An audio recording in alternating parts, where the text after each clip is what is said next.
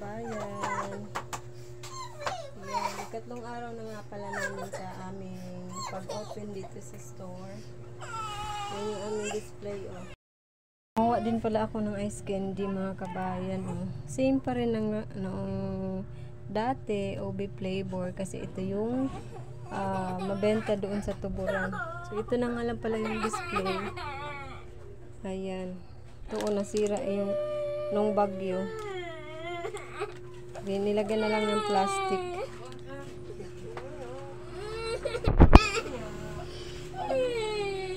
Banana cake, torta, Francis, yan na lang yung Francis.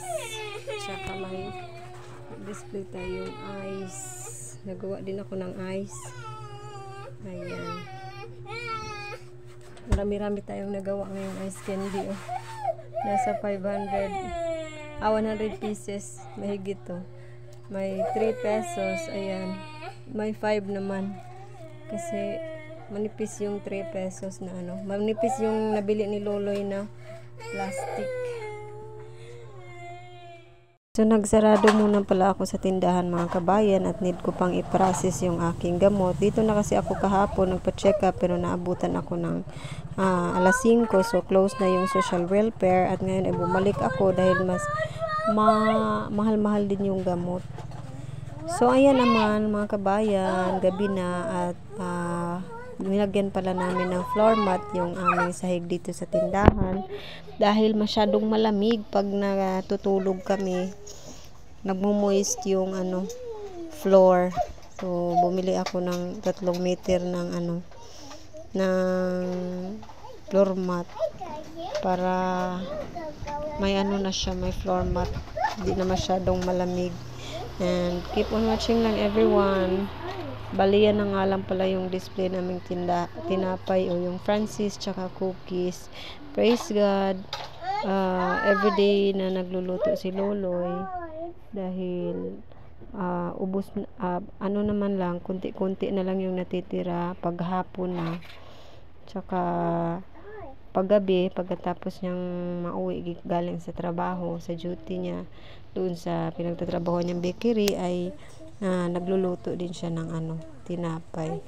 So, adjust muna kami ngayon sa aming mga gawain dahil kakastart lang namin at need pa namin na ma-manage talaga yung oras kasi laging late natutulog si Loloy pag uwi na siya trabaho, gawa ng tinapay, tapos madaling araw na natatapos. So, need pa namin mag-adjust talaga sa oras. And, kaya, tiis-tiis lang muna. Doon na rin pala kami natutulog sa aming tindahan kasi pag umuwi pa kami, masyadong parang waste of time ba. Matagal kami makakapag-open. So, pag dito kami natutulog, may maaga kaming makapag-open ng tindahan. Kaya tiis-tiis muna kami sa aming bagong lifestyle ngayon. And thank you, everyone. Thank you, mga kabayan, sa inyong always na pag-support sa amin.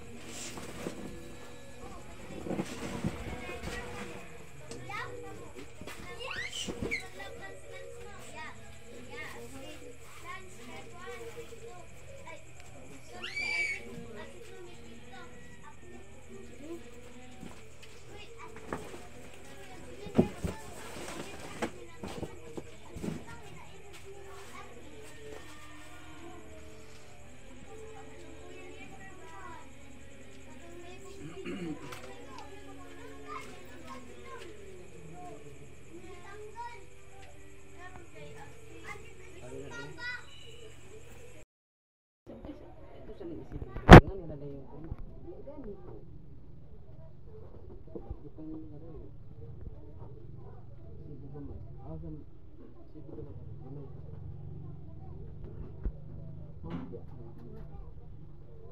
ikaw pasok yan.